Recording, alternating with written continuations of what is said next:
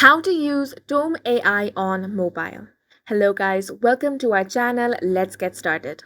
First, you want to open up a web browser. Here I have opened up Google Chrome and search for tome.app.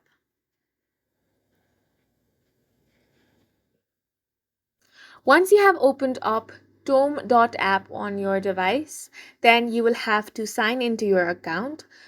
After doing that, here you can see it says Tome is view only on mobile. So as you can see, you're not able to edit or create in the mobile app. So for this, what you can do is tap on the three dots at the top right corner of your screen. Now tap on desktop site. Once you tap on that option, here you can see it's opening up the way it will in your desktop. Now from here, you can also find the create button. So you can tap on that option. And now from here, you can start creating your presentation.